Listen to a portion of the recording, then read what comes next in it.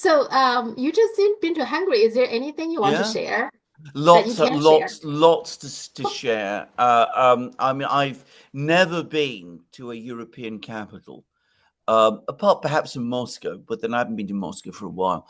But I've never been to a European capital recently where the opinion about China and the relationship with China is so overwhelmingly positive.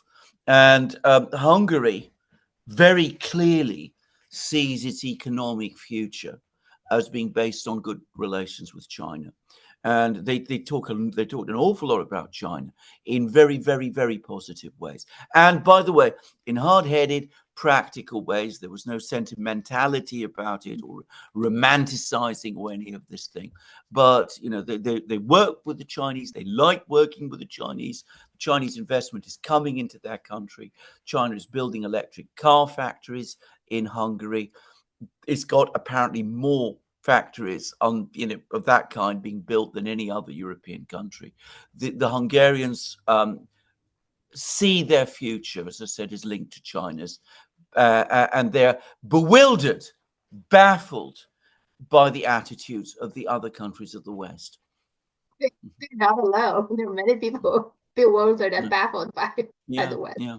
Yeah, the Europeans It in was particular. interesting to hear every single government minister and official speak about that. I was saying to Alex afterwards that it's like listening to government ministers talk like us. I mean, do you understand what I'm saying? I mean, Yeah. one of them they could join us on this program, and they would say things that correspond almost exactly with, well, do correspond exactly with the things that we've been saying. So China, I would like to touch on that a bit. Yeah. okay. In China, and probably some people in Hungary, there's talking about that the Hungarian people are in old times, in a long time ago. Mm. Some of them, at least, coming from the region in Yeah. China. Yeah. One of the nomadic tribes are the Xiongnu, and Yeah. some people saying that the Xiongnu went to Hungary. Now, there is some evidence of that. For example, Hungary is the one country in Europe that they put their surname first. So, So so I mean, there's some other evidence as well. So, have you heard about that? I mean, there's some talking about that in China. the history of the Hungarian nation is interesting. They came to Europe from Eurasian steppe lands, Hmm. and they arrived. I think it was in the eighth or ninth century after Christ. So they're relatively recent newcomers into Europe. Um, um, and of course, it was an explosive arrival. I mean, they came in as horse nomads and they carried out massive raids deep into Central Europe, Western Europe. I'm sorry, and and they came as a people, as I said, from Eurasia. The great problem trying to understand the origins of these nations is, of course, that before they arrived in Europe and settled down and developed their civilization, which they've developed to a very high degree, it's a very advanced country. But before doing that, before they arrived in Europe, um, they didn't have a written language. So they don't keep histories in the way the Chinese people and European people keep histories. So it's very difficult to get a true sense of their origins. And one is then reduced to archaeology and DNA and linguistic studies. And these have been happening. And I mean, they are providing insight into the origins of the Hungarians. But we were talking that now, not about the present Hungarian people, but the proto Hungarians, if I can put it like that. Today, the modern people of Hungary, they are aware of this history. I mean, they're very proud of their history, but they consider themselves to be a fully European nation. In fact, they are a proudly European nation, which likes China. All right.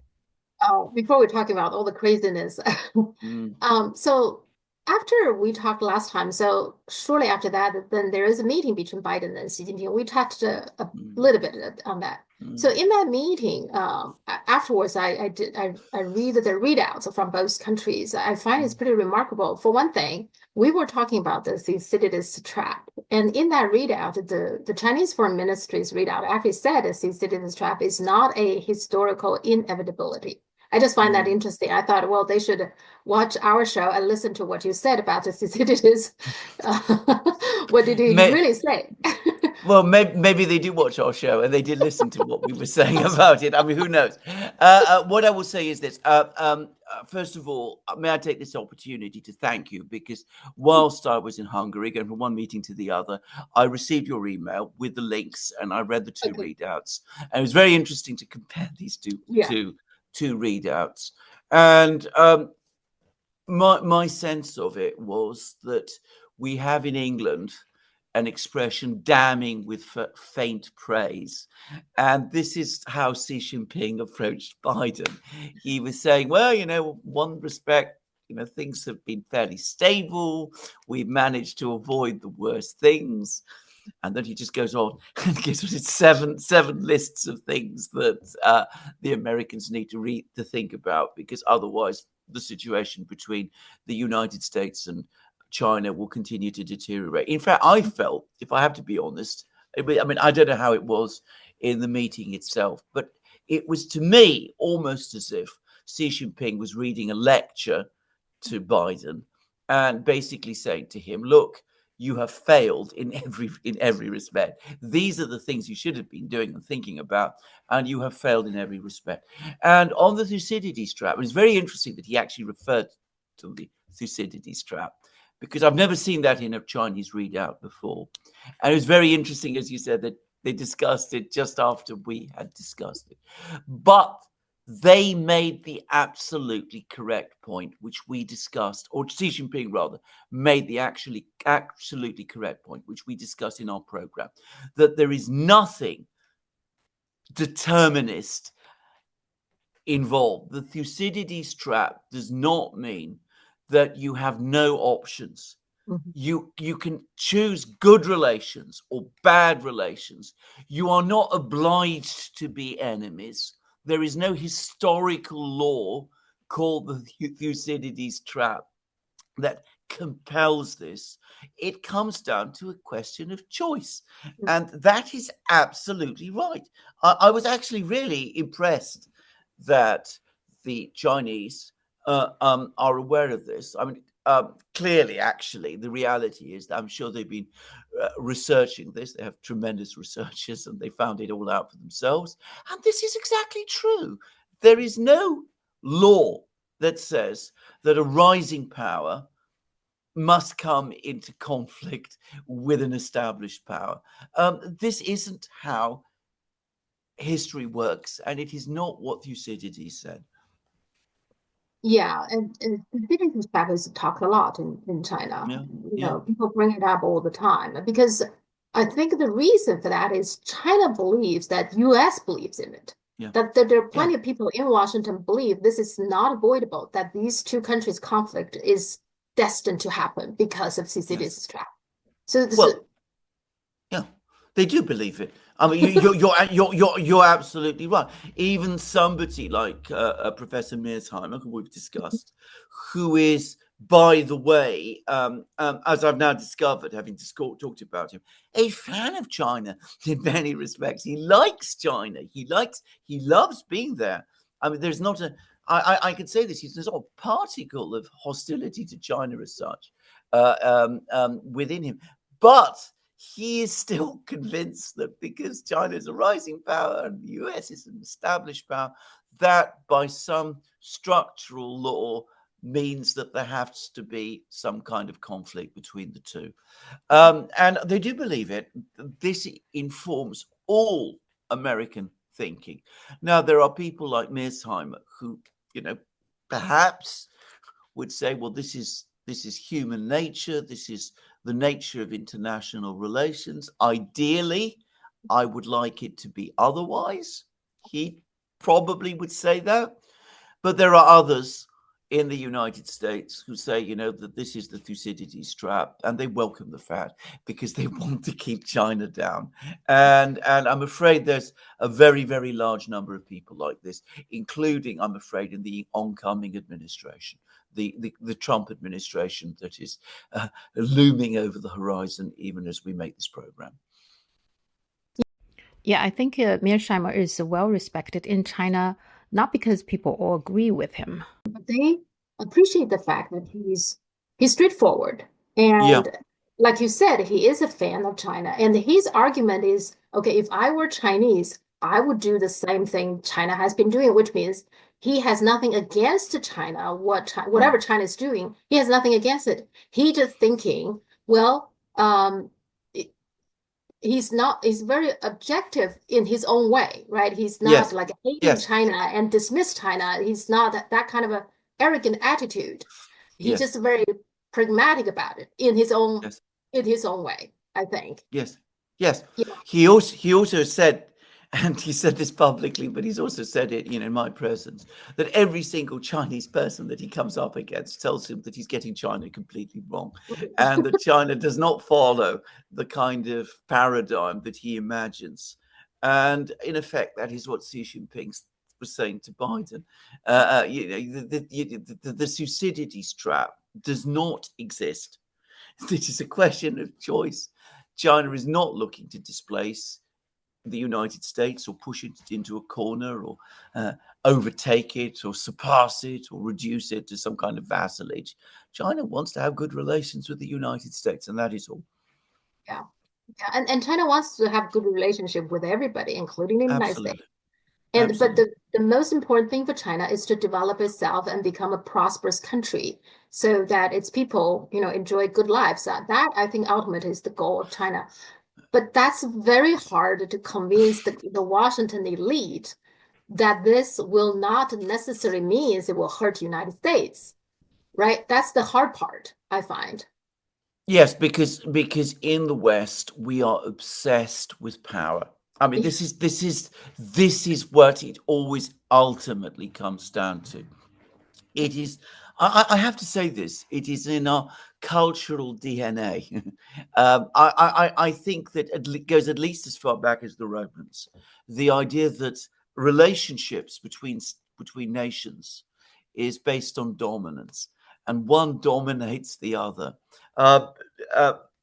Again, the other famous statement of Thucydides, which I mentioned in our previous program, which again, he's not setting out actually a law. He is criticizing this thinking, but it is the thinking that is very pervasive amongst Westerners, which is that of men we know and of the gods we believe, that the strong do as they wish and the weak do as they must. That is the Western way. Yeah. Now going back to this readout, I find also, like you said, Xi Jinping is almost like lecturing Biden. Do you think that's a little bit unusual because it's very blunt statement?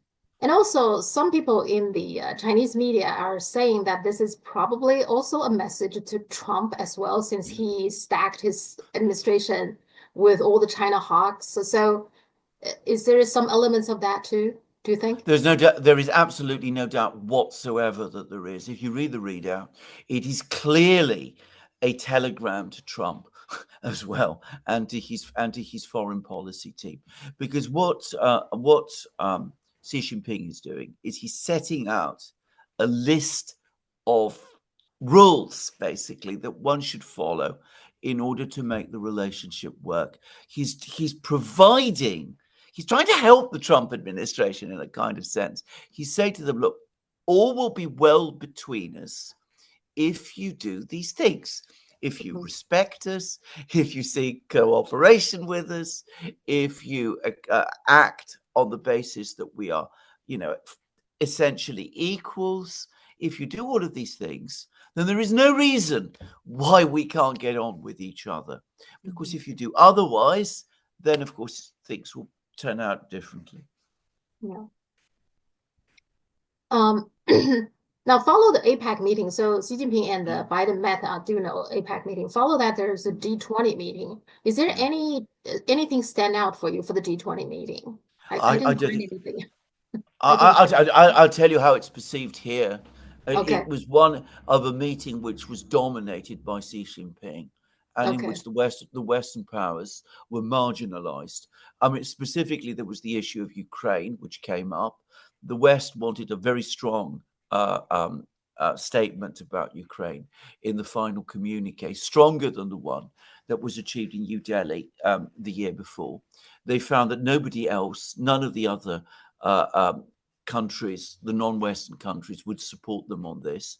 So this left the West very, very angry and very embittered, and they were put in a position where they either agreed to a very, very mild statement about Ukraine, which just treated it as another global problem, or no final statement at all, with the risk that the other countries would get together and would agree a final statement without the West, which of course the West could not accept. So they eventually were forced to sign into it.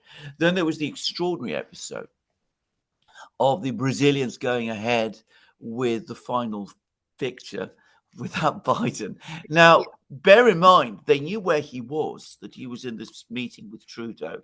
They could have waited for him to finish the meeting and come and join the group photograph, or they could have sent someone to knock on the door and say, we're ready to have this photograph. But they just went ahead and did the photograph, which again has annoyed the Americans and the West as well. It just sort of rubbed the point in that the West is no longer dominant in these things.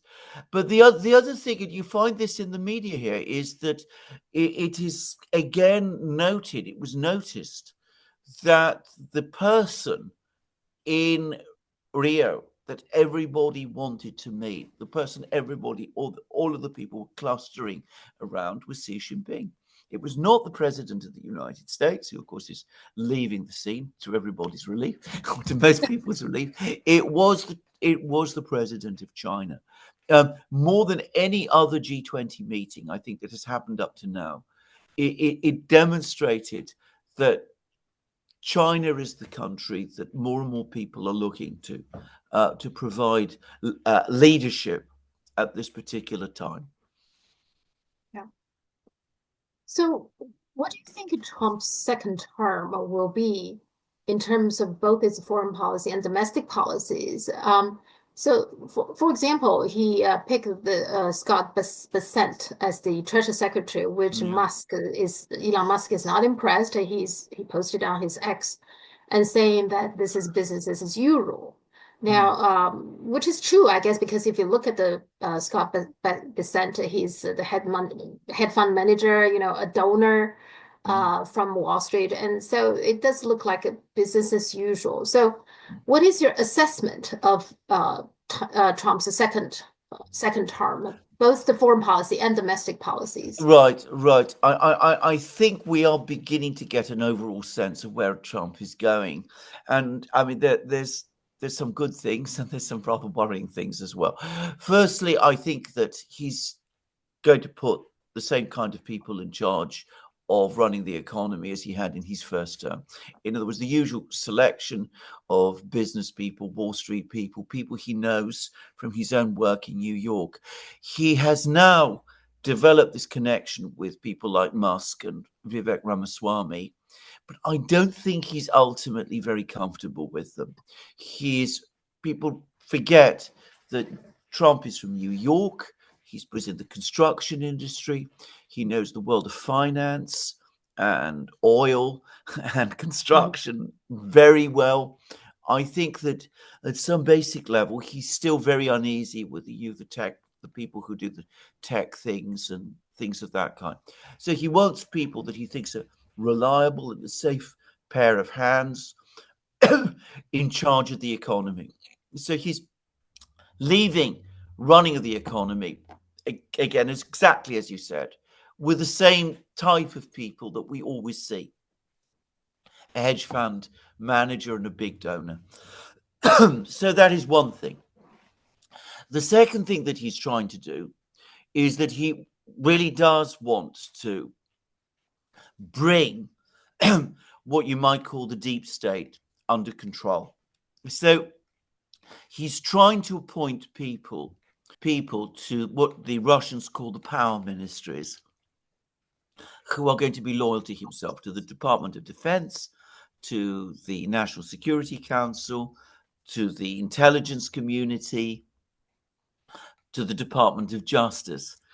People that will act as his reliable allies in what I suspect he is expecting is going to be a massive showdown with what we might call the deep state. I mean, he has massive grievances against these people. I think he's also convinced himself, rightly as it happens, but with Trump, the emotional always gets tangled with the intellectual. I think he has convinced himself that because these people were such a danger to him in his first term, that means that they're a danger to the United States.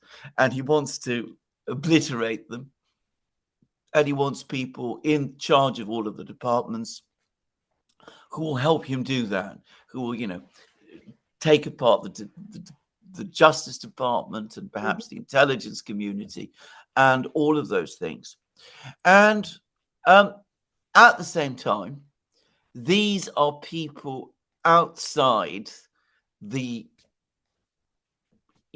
establishment part of the political class, people like Pete Hegseth, Tulsi Gabbard, Mike Waltz. I mean, Mike Waltz is, but he's a middle-ranking military officer. He became a member of the House of Representatives, but he's hardly a core figure within the US foreign policy establishment. These are people who have served the United States in war in the Middle East. They're very embittered and very angry about the fact that they were sent to fight on false grounds. But at the same time, many of them still accept many of the assumptions that are general in the United States. So they see Iran as an enemy. They see China as an enemy.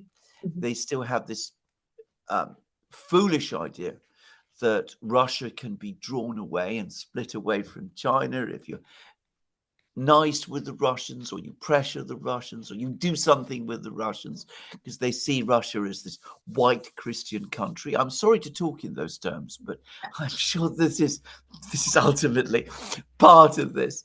A natural ally of the US against the Chinese. And I'm afraid, though I still think that Trump himself doesn't look for wars, he's appointed all of these people to help him take on the deep state, who, even as they might want to take on the deep state because they agree with much of his agenda, at the same time are very, very aggressive and aggressively hostile towards Iran and China. Yeah. In other words, so his second term won't be drastically different from his first one. Is that fair to say? I think exactly. I think we're going to get as chaotic a second term as we got the first one. There will be a massive battle in Washington because he's going to try and, as I said, take on the deep state. A titanic task in which I think he's more likely to fail. By the way, I mean, I think the idea that he can defeat the deep state is, well, it's not going to happen. Not with allies like Pete Hegseth. Really, I mean, taking on the bureaucracy of the Department of Defense and the military-industrial complex. I mean, it's a ridiculous idea, actually, if you take a step back and think about it. So he's not going to succeed there, but he's going to try, and that's going to create a lot of disruption and an awful lot of dissonance. But even as he is absorbed with all of that, and he's also unleashing Elon Musk and Ramaswamy to cut departments and do all of these things. He's going to leave the old guard in charge of economic policy and think that they're going to be there, keeping it all as a safe pair of hands for him. as Mnuchin and all the others did in his first term. And he also risks relying on people in his battle with the deep state that are going to get him mixed up in really terrible things with Iran and China. So, I mean, it could be a very chaotic administration. And bear in mind, Trump himself is getting old. I mean, he's now, he's going to be 80 very soon, I think. I mean, he seems in reasonably good health and energy at the moment, but sooner or later that is going to end. Besides, he's president for just 4 years. There's no re-election for him. So it's going to be very unstable and very chaotic. That's what I think. And not very different from his previous term, one which started with Trump and Xi Jinping meeting in Mar-a-Lago and getting on very well, with hopes that things would move forward, but with things in the end going from bad to worse. By the way, when you're talking about this racist element of the U.S. foreign policy, they see Russian as white, that's not new. In China, actually, there were people talking about, there was a professor from Kennedy School of Government, Harvard. She said that. She actually said, Russia is, by any account, is a white European, something like that. If I find that, video clip somewhere, I'll send you the link. That one was floating in China, has been widely discussed. So it's not, China is fully aware of that. So so you're correct. I mean that even though in the US people don't often say that, but there are people who actually point that out. And the interesting part is, I forgot her name, but she's a professor. She herself actually is African American. Just saying. Okay. Let's talk about what Biden has been doing recently, right? So he allows now this long-range missiles that can hit targets 190 miles inside Russia to allow Ukraine to do that. And Ukraine did. And not only that, followed by that, they also will provide, or maybe already did provide Ukraine with the US-made anti-personnel mines, supposedly to help Ukraine to slow down the Russian advances. These are extremely dangerous things that Biden's doing. And he has been resisting doing all this for a long time. What happened? Why did he just let everything loose now? What's going on? It's very simple. He lost the Democrats lost the election, so he's now taking risks that he wasn't prepared to take before the election. Because if he'd taken those risks before the election and it had gone wrong, it might have affected the election outcome. Now that the election is lost, he no longer cares. So he's escalating in Ukraine because he wants to hurt the Russians, obviously. But I also think he's thinking to himself, or at least these people around him are thinking, that if there is a mess and it keeps the United States involved because the Russians are provoked into some kind of major response, then that will trap Donald Trump in the war in Ukraine, and it will, in the end, be bad for Donald Trump. Now, I think that is the calculation here, because what makes it so particularly bizarre is that launching missiles into Russia, which can only be launched with American personnel directly involved in their targeting. Even the US is now admitting that. The Russians have made a red line. So this deliberately and intentionally crosses a red line. It is an unbelievably provocative act. It is also, by the way, an act of war. I mean, sending weapons across the border, launching weapons into another country is an act of war. So it's an incredibly provocative thing. And yet, even as it happens, you read report after report, commentary after commentary, that this is not going to change the outcome of the war at all. It is not going to put Ukraine in a position where it can win. So why do it? Why do a thing like this if it crosses a red line, provokes the Russians, there's a risk it might provoke the Russians into a massive retaliation. If it puts, in other words, the future of peace, general peace, at risk, but is not going to achieve any positive outcome. I mean, it demonstrates the utter nihilism into which this administration, this current administration, the Biden administration, has collapsed. And how about the Europeans? Because in the meantime, UK and France, they are discussing sending military personnel to Ukraine. Although I think later the British Foreign Secretary David Lammy he denied the claims. But at the same time, the NATO Military Committee Chairman Bob Bauer he calls on all the business leaders to prepare for wartime scenario. And he was talking about preemptive strikes to target in Russia, even though NATO is supposed to be a defensive alliance. And there's even talking about possibly giving Ukraine nuclear weapons.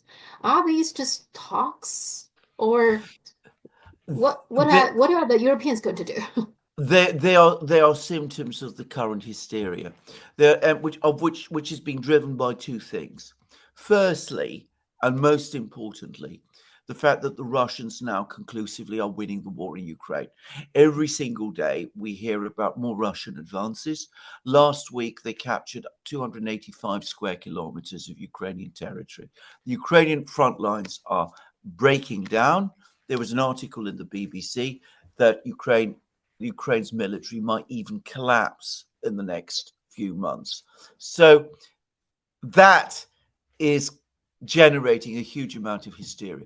The other fear, the other hysteria, is that Donald Trump is going to become president. He's going to seek rapprochement with Russia, trying to find a way to end the war. He's got this overcomplicated and frankly foolish plan of trying to detach Russia from China by being nice to them, which isn't going to work, by the way. But the Europeans are scared of that. Because, of course, if that happens, if the Americans and the Russians do make up, then the Europeans are left hanging out to dry because they've taken all of these provocative escalatory steps and then they find themselves left against the Russians on their own.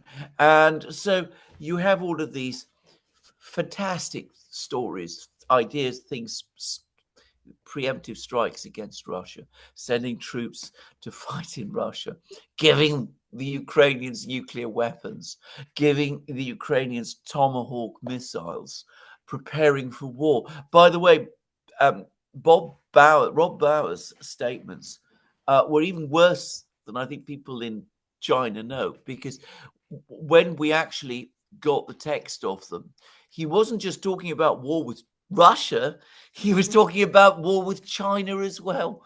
I mean, it's crazy, actually. But, saying, you got to prepare, you got to start cutting back on your business with China because we could soon be at war with them. I mean, that kind of lunatic thing. But as I said, it is all expressions of fear, panic, anger, hysteria, as people gradually come to realize that the great gamble on Ukraine has been lost.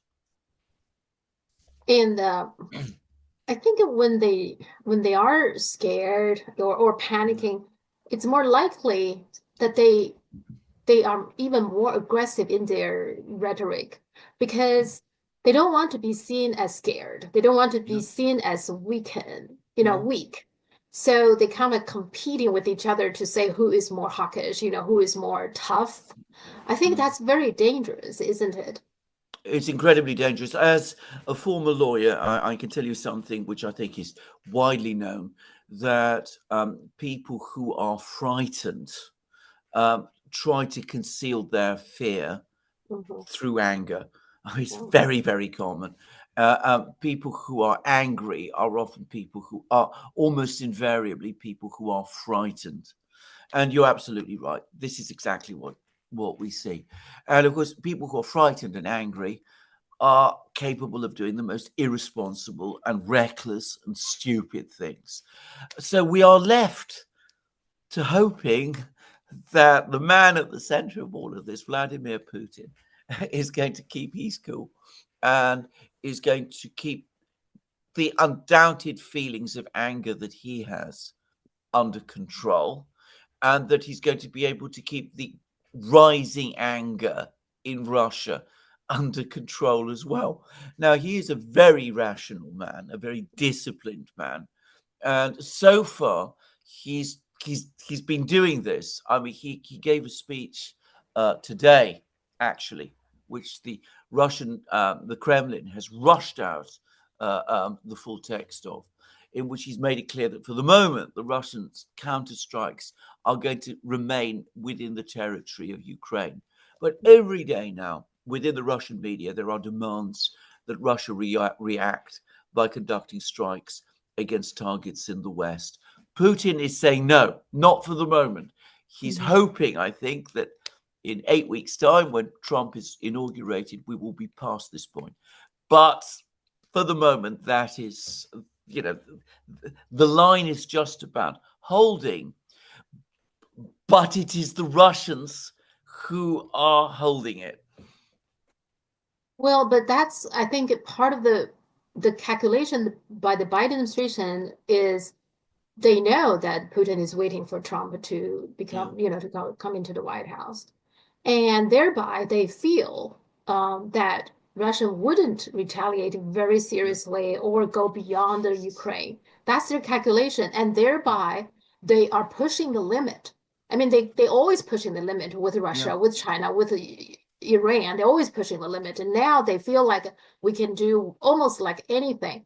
Putin wouldn't do anything. Isn't that their dangerous calculation too? Well, that is absolutely right, because of course what they see is wisdom to them always looks like weakness.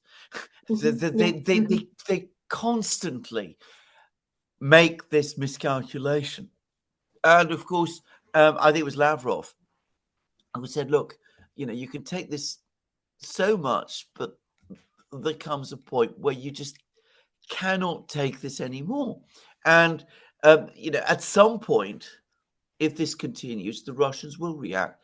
I think that they will not. I think that it's only 8 weeks. That is a hugely long time, but at the same time, it's not such a long time. I think that the Russians can wait 8 weeks. These missiles can only do a limited amount of damage. The Russian army is advancing. The Russians have just demonstrated with this new missile they've used that they have enormous capabilities. So they're not really on the back foot. So they can absorb it for the next 8 weeks, and then they will see what the new administration does. And here I'm going to say something else, which is, again, addressed to people in China. It is impossible to overstate the extent to which the Russians, at least Putin, but the people immediately around him, when they make decisions like the ones we're talking about, are thinking about what China thinks. The relationship between Russia and China is now so close and has become so important for the Russians that they will always say to themselves, if we do this, what will China say? And they absolutely know that China wants restraint. And that is a factor that is persuading the Russians to exercise restraint. So because I don't know whether there have been any calls. I don't know whether Xi Jinping has called Putin, for example. I mean, bear in mind, leaders often speak with each other and we don't get public readouts. But even if that isn't happening, it doesn't have to happen in a kind of way, because the Russians do already know what China's stance is, and they take it very seriously. Yeah, I feel, both Putin and Xi Jinping, they are they will do the right thing, but it's getting, Yeah. I mean, in particular for Putin, I mean, there are pressure within Russia, right? And Oh so, yeah. and also I'm very irritated by the mainstream media in the US. They like to hold this line. They will ask Trump like, do you want Ukraine to win this war? Yeah. This is a very dangerous question, right? Yeah. It's kind of got to kind of a question. This is not a football game that you No. rooting for one side to win, right? It's people are dying, and people who asking these questions, they are not the one who fighting the war. They don't have their loved ones, their lives on the No. stake at the stake here. But they like to ask this question even during the presidential debate between Trump and Harris. That was the question asked, and Harris saying, "Oh, I will definitely support Ukraine to win," and Trump said, "I want the conflict to end." I mean, Yeah. I will give him credit for that. But then Yeah. again, they will continue. I mean, these kind of sentiment continue to be the main kind of character in the mainstream media.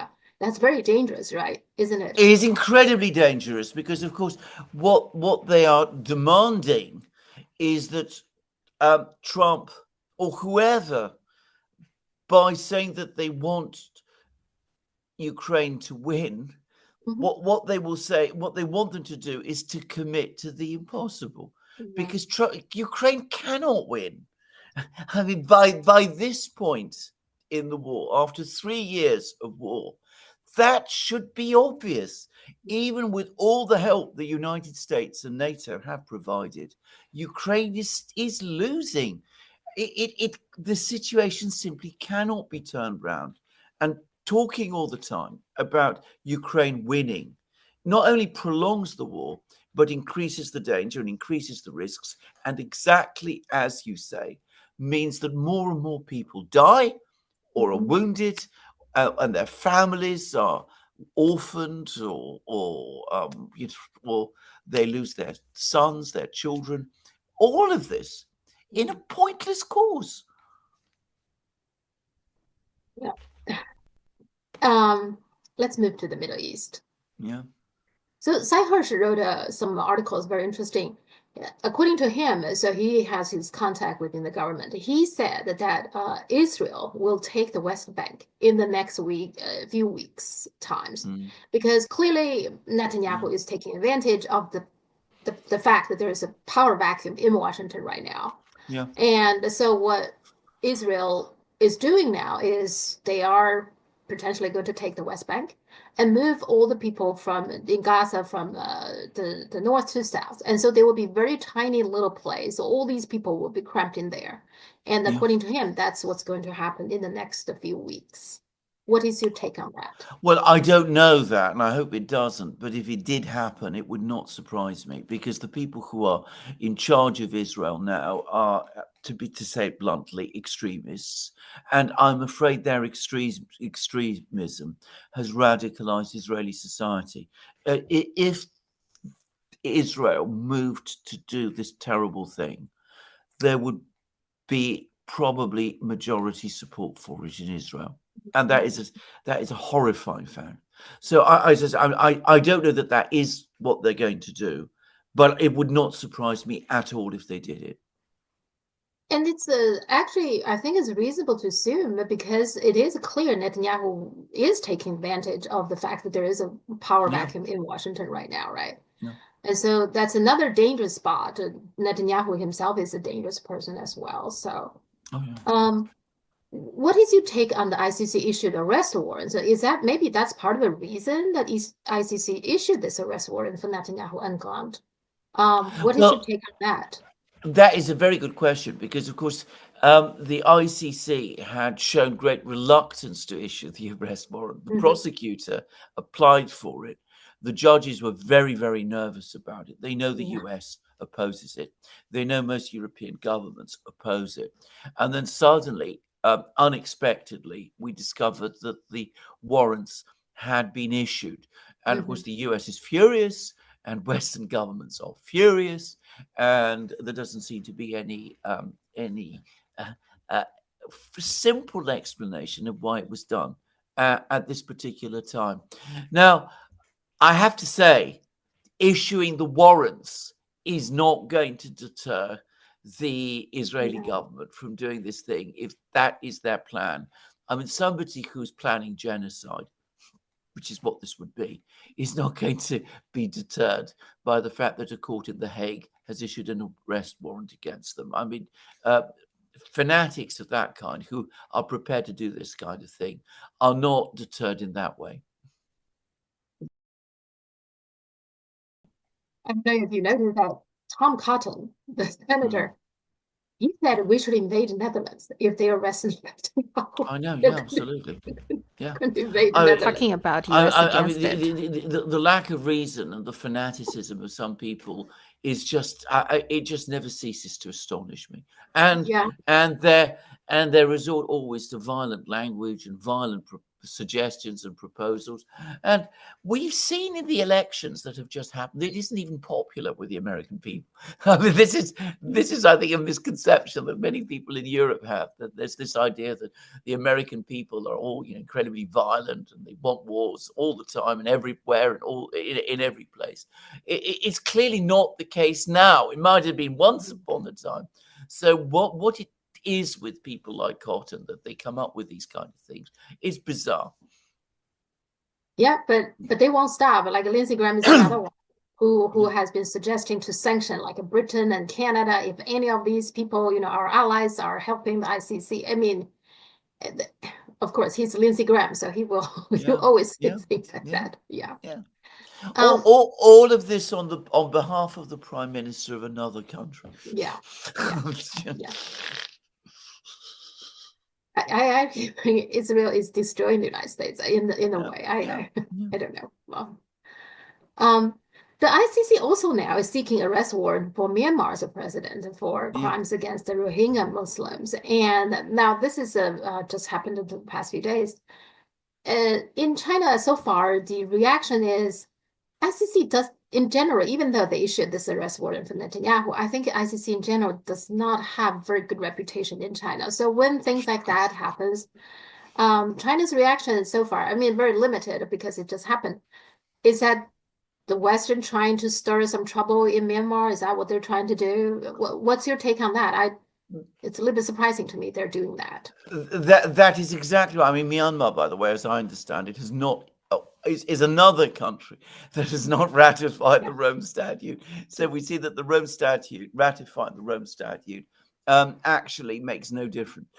This is, if I could say, this is an out of control court. I mean, it's just issuing arrest warrants all over the place.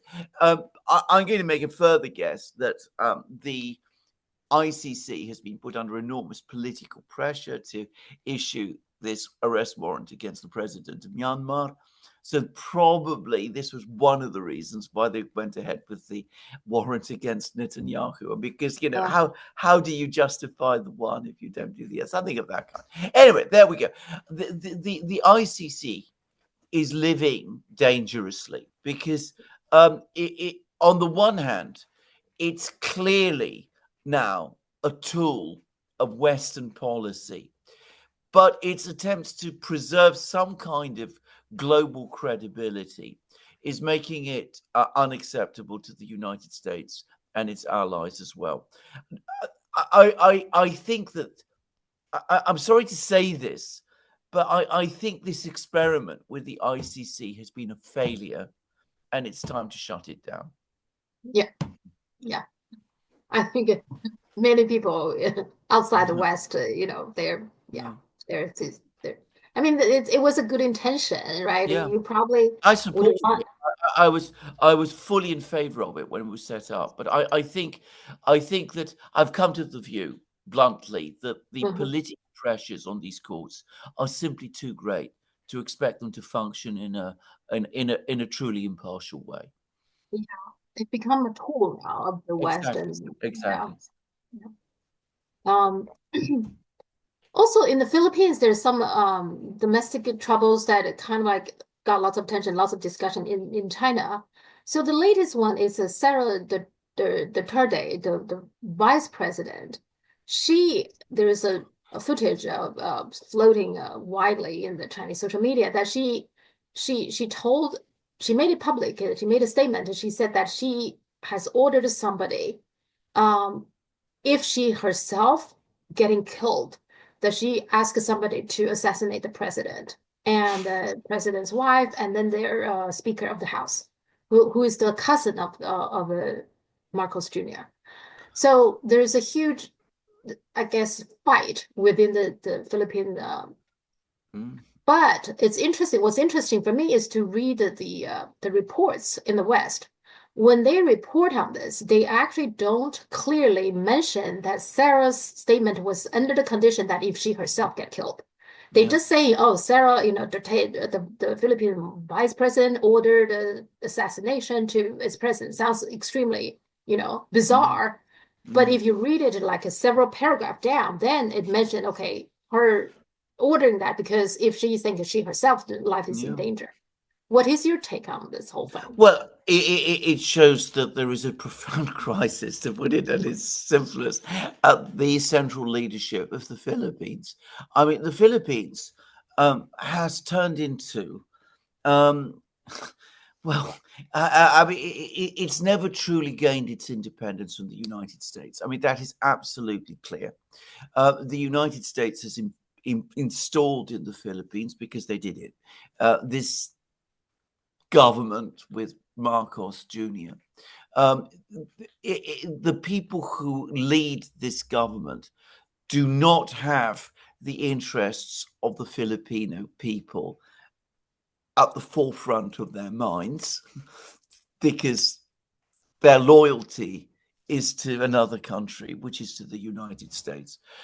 They're using their position in the Philippines to basically aggrandize wealth and power, because that's what people who are acting on behalf of the colonial master always do that.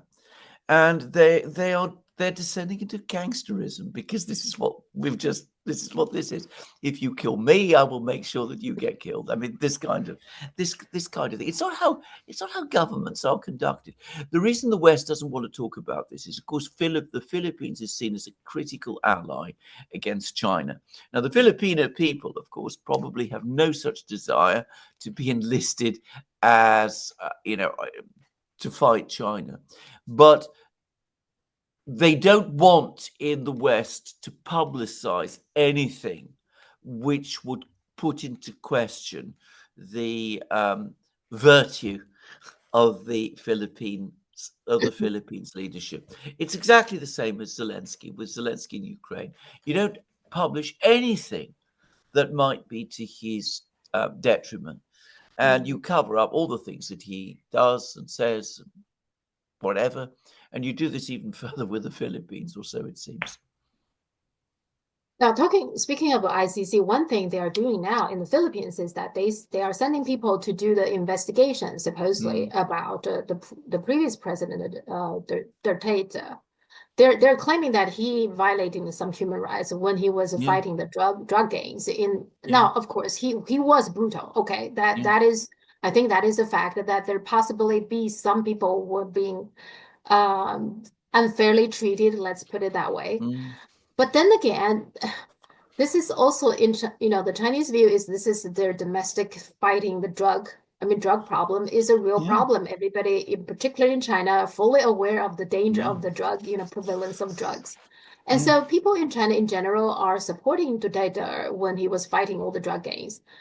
But now the ICC is going there to investigate. And the Marcos Jr., he didn't stop them. He in a way kind of like using the ICC power to weaken Duterte's family in a way. So you see, that's another thing the ICC is doing that is not particularly well received, I guess, both in the Philippines and in Asia, in China.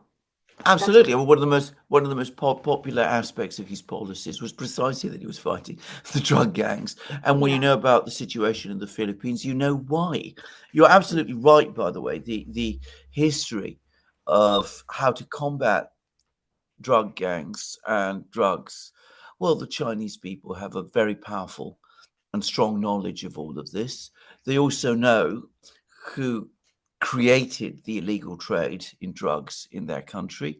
And they also know that these people who then carried out that trade in China itself and who were Chinese were very often allied with the Western powers. You know anything about the history of Shanghai, which of course I do. You know all about this. You know how interconnected all of this was. It's the same with the Philippines. So there are books. There are many, many books about the international trade in drugs. There's lots of academic studies. And one of the things that one has I discovered when I read some of these books, is the extent to which all of these drugs gangs are interconnected with Western intelligence agencies. This was true in Vietnam. It was when the CIA was shipping their heroin into the United States. It's true in South America. It was true in Afghanistan. There's every reason to think it's the same in the Philippines as well. For all I know, these drugs gangs are seen by some people as a strategic asset, violent people who you might need to call upon if there is a situation in the Philippines in which the current authorities lose control and the Philippines starts to reorient towards China or onto a more non-aligned course. Again, I studied Colombia very, very intensively about this. I know people from Colombia. I know people who were involved in documenting and analyzing the drug crisis in Colombia. And they pointed out to me many times that the right-wing death squads were identical with the drugs gangs, and that they were supported by the Western intelligence community and by the Colombian military and all of this. So I would not be surprised if this is what we see. And bringing in the ICC is a way of enlisting an external agency to first protect these people and at the same time discredit the previous president, who did show some occasional flickers wanting to keep the Philippines away from an excessive reliance on the United States. Yeah, I think the drug part of it, of the history and the international relations is probably sometimes, many times underlooked, overlooked. If you look at Afghanistan, right, the drug problem there is very much part of the fight, I think. Yeah. And then also for China, the drug problem within China, that has been eliminated, but there is a constant fight. It's not like you can't just take it as, okay, we solved the problem. They are, like Myanmar has the drug problem. Then clearly the Philippines has, and like you said, that they are interconnected with the West, and also they themselves interconnected amongst different countries of drug lords. They all connected to each other. And so China was very alert about all these countries' drug problems for that reason, I think. Absolutely. The point about defeating the illegal trade in drugs is that a nation, in order to succeed in doing that, needs to establish its own independence and to make the welfare of its own people its priority.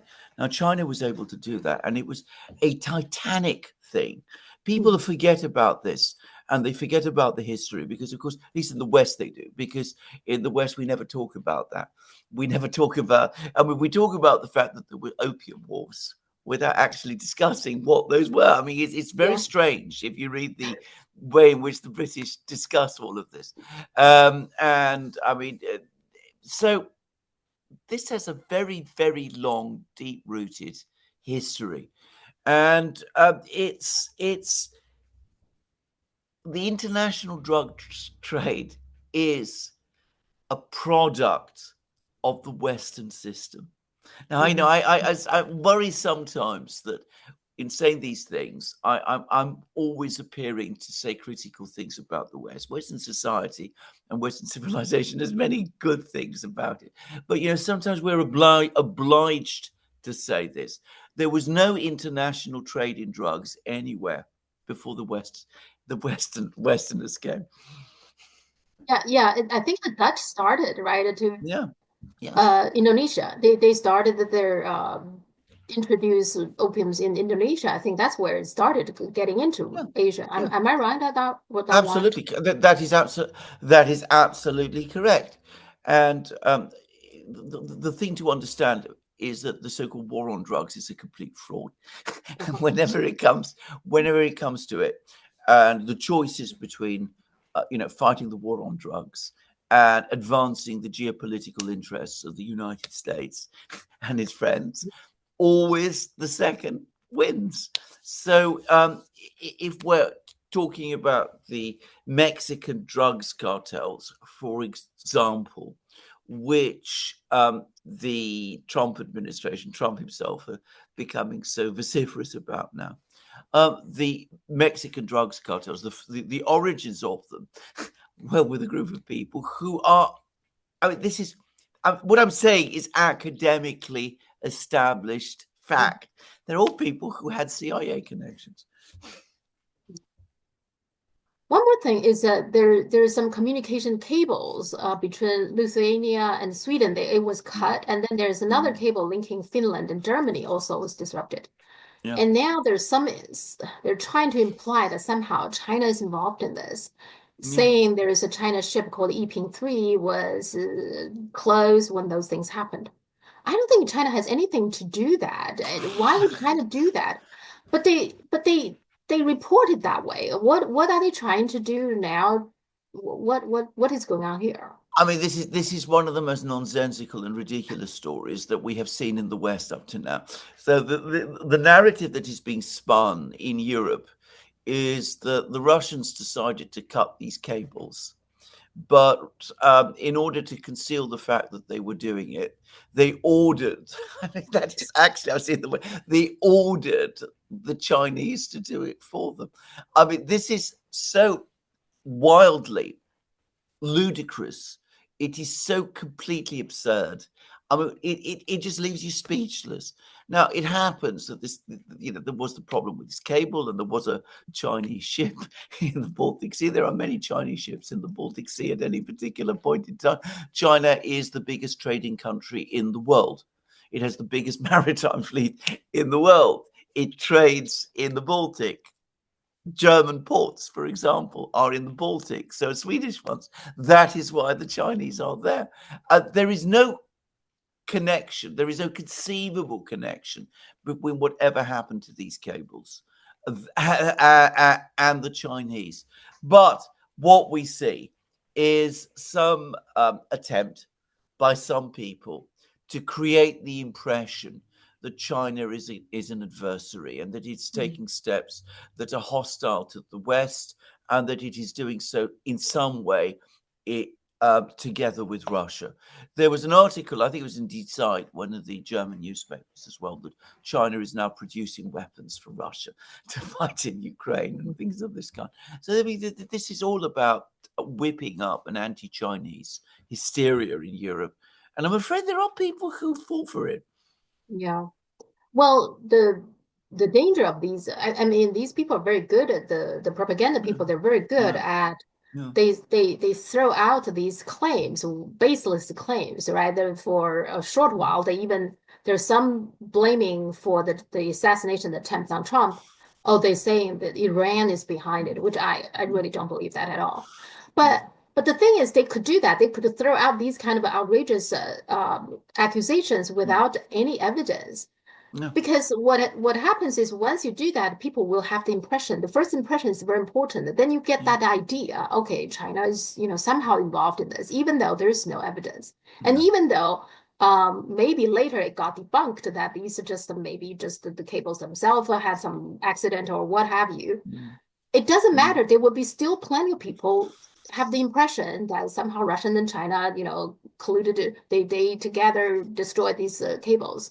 Or Iran is behind the assassination attempt for Trump. The people already got that impression. That's what they're doing, right? Absolutely. I mean, I that is exactly. You've described exactly how it works. You make you insinuate an allegation.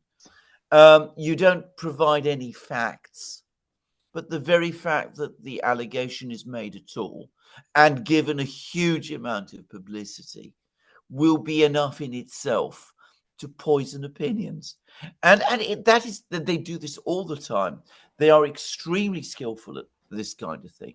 Now, once upon a time, when we still had journalistic standards and integrity in the West, you would have found that the editors of newspapers and media outlets would have said, there's no evidence for this.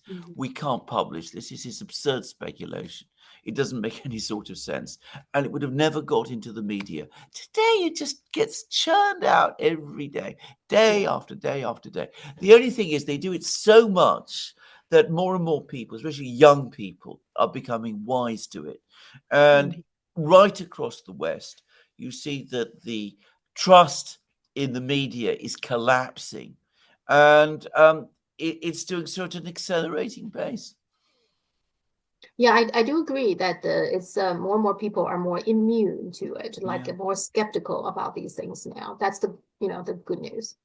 But I really don't like these tactics. By the way, they were perfected by the British. The British, again, I don't want to slate the British all the time, but it was the British who developed the concept of black propaganda. Now, of course, it isn't only the British who do it, but it was very much a mechanism of imperial control. Yeah, perception is very important, right? And so you can pretty much ignore the facts. You just have created this concept of this perception. Then it's very hard to change. Once the perception is there. Yeah. Well, precisely if there are no facts that you can actually challenge, in some ways that makes it more difficult to dispel this perception, because then people will come back and will say, well, how do you know? And you say, I know because there is this thing, it has no evidence behind it. But then they'll say, well, you're not proving that it isn't so. But you can't prove it because, as I always say, you cannot prove a negative. It's very, well, at least you can sometimes, but it's generally speaking a very, very difficult thing to do. The other thing, China recently issued dollar bonds in Saudi. So they issued like two new denominated bonds. Their aim was for like a 2 billion issue, but then obtained order books for 40 million. So it's 40 billion. So it's very popular. Can you explain, why is China doing this? Yeah, it is. It does seem a bit strange. I think that the reason they did this is because clearly China is developing its economic links in the Middle East, in the oil trade. Oil is still traded in dollars. Saudi Arabia's currency is still linked to the dollar. It establishes a presence for China within the Saudi financial system. And it makes the Saudi people, the Saudi financial system, start to think of China as an active player within their own world. So I think this obviously does have some economic significance, but ultimately it also has, if you like, establishing a presence type of and my goodness, you float a bond asking for 2 billion and you get a subscription, people want to give you 40. Well, it is a demonstration also of economic power. There is a petition for calling for a new election in Britain. I think it's already generated more than 2 million signatures or something. Can you explain that to my audience? According to the very latest report, which I saw, which was last night, it was 2,800,000. So it's growing very fast. Now, this petition has no legal force. No, it's not binding. I mean, the elections can only happen if Parliament is dissolved, and Parliament can only be dissolved by the King. And the King doesn't base his decisions based on proposals for referendums. He does it on the basis of advice from the Prime Minister, who is, of course, Keir Starmer. And besides, there is no legal mechanism that I'm aware of to convert this petition into an actual referendum. What this is a way for British people to express their feelings about the current government of Britain, which has seen a drop in it, a fall in its popularity, which is without precedent in modern British history. This reflects the growing hostility to the government, the Labour government in Britain. It's a kind of self-generated grassroots opinion poll, if I can put it like that. A little bit more formal, right? So yeah, it is a bit more formal. Yeah. But even if, let's say, they were an election today, it's either going to be the Labour or the Conservative anyway, isn't it? They're going to win the election. So, yeah. Okay. Yeah. So I mean, the people, I think it was a barman, actually, who first proposed this petition and who was apparently incredulous at the success of it. But the intention, I think, is less to actually force an election, which is essentially impossible, as to highlight how deeply unpopular this government now is, and how lacking in legitimacy for many people it is. Almost like a desperate attempt to get some attention from the government to do something. Is that what it is? It is a cry of desperate. It is a cry of pain. I mean, the British people are.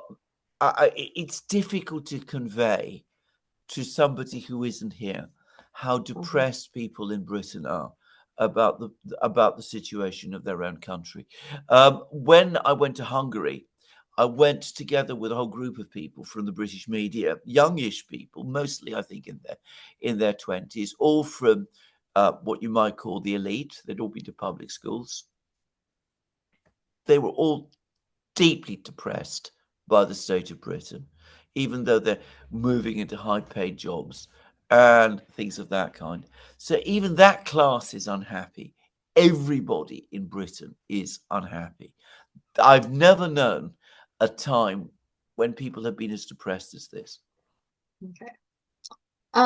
More thing about the media. So TikTok, Cho, the CEO of TikTok, Cho, he recently contacted Elon Musk. Now, according to him, the conversation is not specifically about TikTok statutes, but more like a general policies with, about tech, stuff like that. But obviously, everybody knows, right? And then Trump's spokesperson said incoming President Trump, he's going to keep his words, which he said he's not going to ban TikTok. He said he's very popular on TikTok, which I think is true. He has many followers there. So what do you think? Do you think they are the deadline actually for TikTok to shut down is actually January 19th, the day before the inauguration? What do you think is going to happen here? I'm afraid I still think they're going to shut down TikTok. I think for Trump to reverse course and to allow TikTok to continue is going to unsettle the anti-China elements in his base. It is a tragic error, and it's been pushed again by the intelligence community and the social media people and all of those because they want to control the political discussion in the West, and they see TikTok as somehow breaching their control because it's not part of the social media family. Now that is breaking down. The social media family is breaking down, but the momentum to ban TikTok is very strong. And because of the Chinese connection, I'm afraid, as I said, despite what Trump has said, I think it will go down. I would like to hope otherwise. Maybe I will be proved wrong. Well, there's also the case going on that everybody believes that it's going to heading to the Supreme Court. Yes. And so we will see what the Supreme Court says, whether they have enough time before January 19th, right? That's the question. Yes. I think there is a very good chance, by the way, that TikTok will win in the Supreme Court.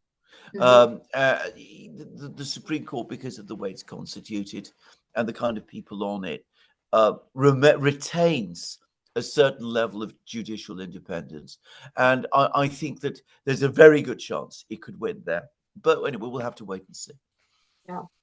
Yeah, the question is this deadline, the January 19th, which I find interesting, just the day before Trump get into office. Yeah, well, Yeah, exactly. yeah. One last thing is that since we have been talking about the demise of the mainstream media, it seems like accelerating. So the latest Yeah. one is the MSNBC, CNN, their numbers are all go down dramatically. There's some talking about Elon Musk might buy MSNBC. And Joe Rogan already said, well, if that happens, if you will be on the new, MSNBC. What do you take on that? Do you think that the mainstream is slowly going away, or it's going to be a remake, like people like Elon Musk are going and remake them? What do you Well, think is going I'm not a business person, but I cannot understand why Elon on? Musk, of all people, would want to invest Yeah. in a media culture which is dying, or why Joe Rogan, who's able to get 40 million views for his Yep. Trump interview, would want to commit himself to some kind of long-term contract, even with a Musk-owned MSNBC. Oh, he's not going to get more traction. I mean, it Yeah. seems most odd to me that these people would do that. So I think that I think it is dying because the whole top-down model on which it works is become clearly obsolete. And what's happened is that people are more educated, better informed, more critical. I don't think they're prepared to accept a media landscape which is dominated by people to talk at you. And actually, if you think about it, it's actually not a very democratic way of No, getting no, information, no. right? It's controlled by a small group of people, Yeah, and then they tell you what happened, and then they commenting on everything, kind yeah, of like you said, push to you their own yeah. opinion, etc. Yes. And the latest one, the Trump actually said, we will see if he will do that. He said he's going to keep those mainstream journalists out of the White House briefing. He's going to invite social media people. How would that work? If Well, how indeed? How indeed? It would be the end. That would be the end of the Washington press corps, which has been a staple of American politics since Franklin Roosevelt's day. So that would be a dramatic change. My own personal view is that even that is probably coming to an end. I mean, press conferences with the president have become almost ritual affairs now. The best thing to do was to just continue to have the president and his officials commenting on social media commenting about them.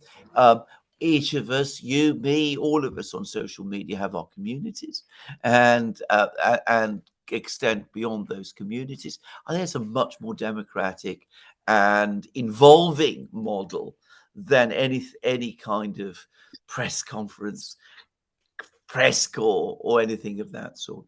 Trump is himself, remember, an old man. I mean, he's almost 80. So he's not really, I think, fully up to speed with how radically things have changed.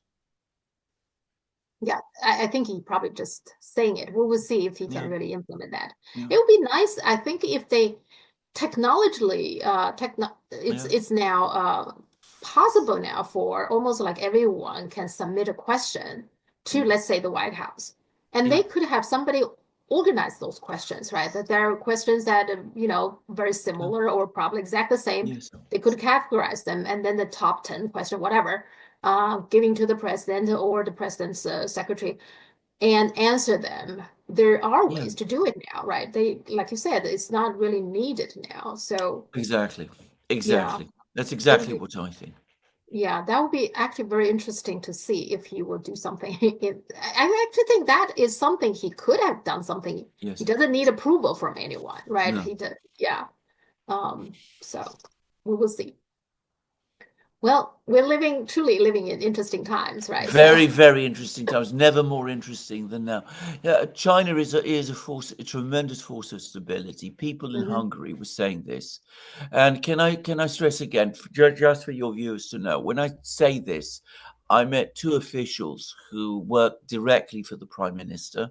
One mhm. of them with cabinet rank, so very reflective of his views. I met the Deputy Foreign Minister. I met the Deputy Chief of Hungary's General Staff, its military's General Staff, other officials of the Defense Ministry.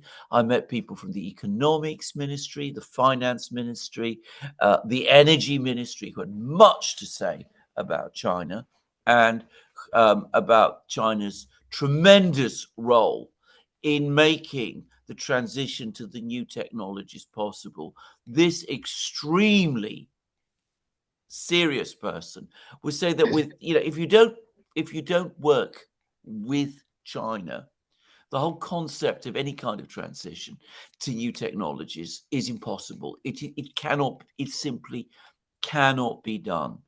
Mm-hmm. So China has, I would say friends. Hungary, I think, in its own self-conception, does think of itself as a friend with China. But again, it was impressive that they do so for very hard-headed, practical reasons.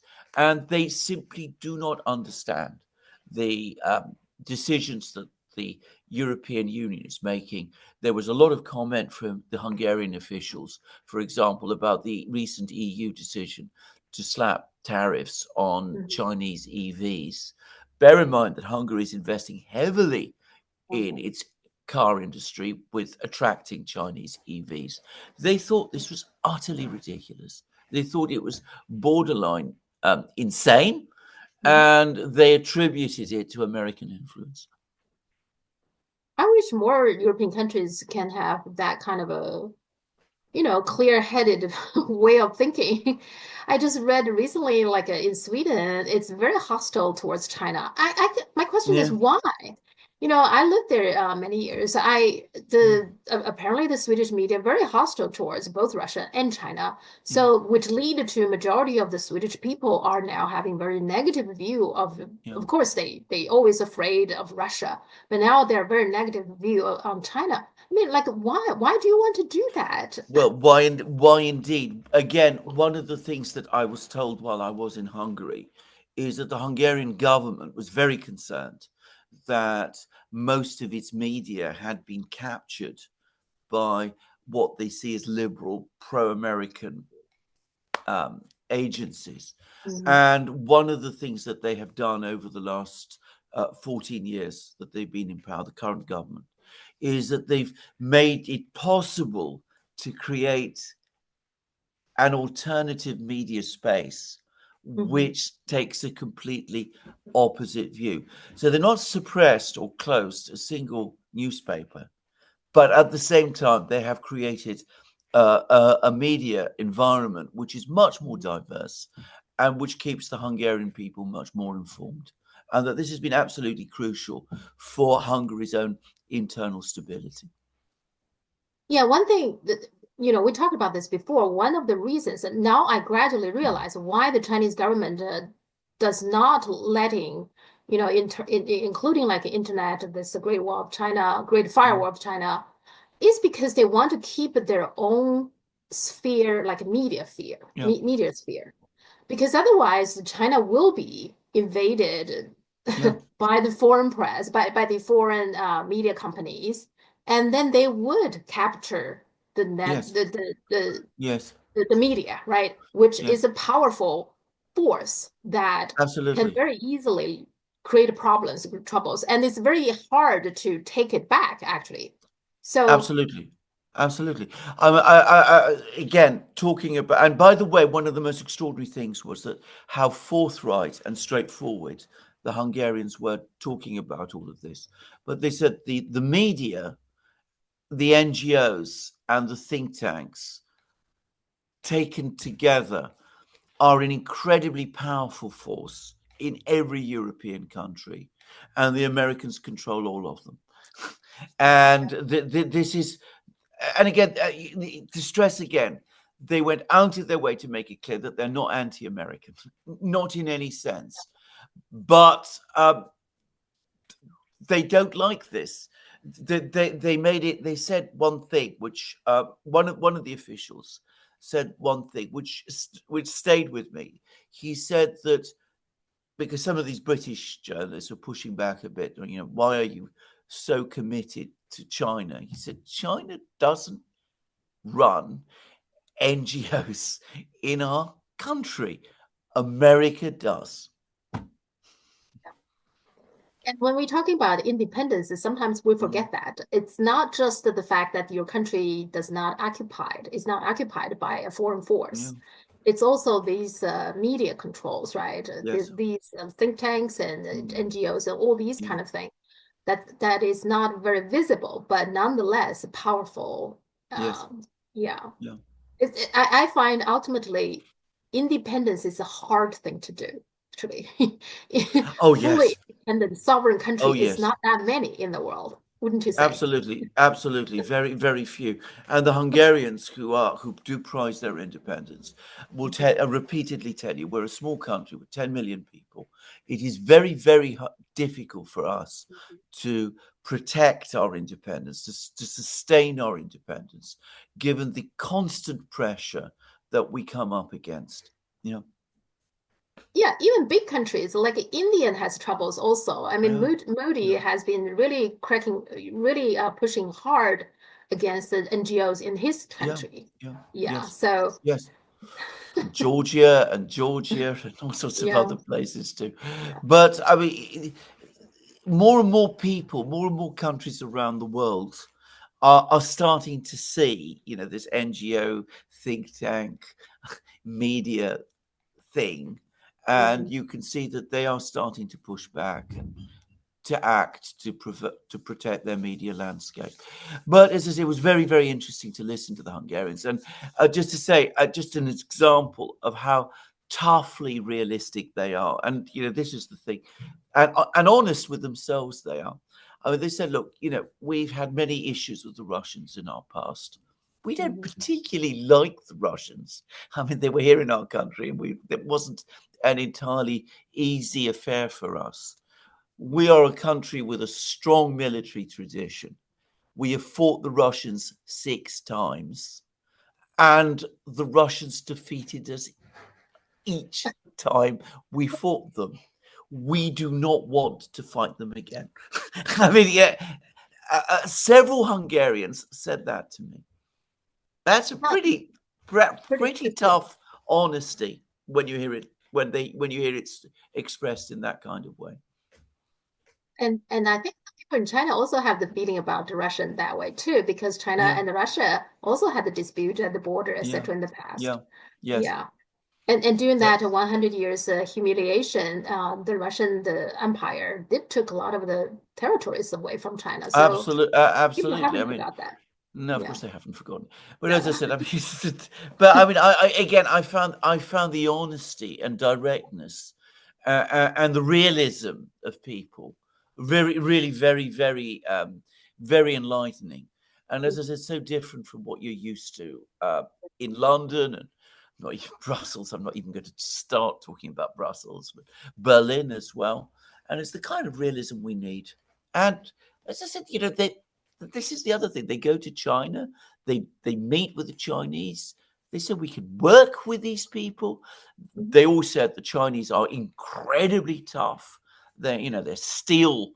They're people of steel. But you can talk to them. You can find a way. And when the agreement is reached, it's honored. That's the point. I just thought, maybe going back to the media thing, maybe that's the reason the mainstream media are so supportive of the Democratic Party, the Biden administration. Is part of the reason is they like the fact that they can expand into other countries. So that kind of in line with this imperialistic thinking. Isn't that the reason that they don't like Trump? Because Trump wants to keep things inside, or at least compared to Biden. Isn't that the part of the reason, the media? I'm sure it is. I have absolutely no doubt at all that it is. None. Yeah. Now that started to make sense, because I always wondered, why are they so anti-Trump? They have this mentality very much supportive of all the imperial agenda. So they're part of that, right? The media themselves. They're absolutely part. They're absolutely part of that. They want to expand and enjoy all the pleasures of empire. which are so ephemeral. Okay. Now I understand. Okay. Okay. Great. Great discussion. So thank you. Let's talk next week. I'm sure Indeed. there will be more things. Absolutely. And happy Thanksgiving. Today's the Thanksgiving. Oh, yeah, so Thanksgiving to all your families. Thank you very much. Thank you, Sophia. Right. Bye. Bye.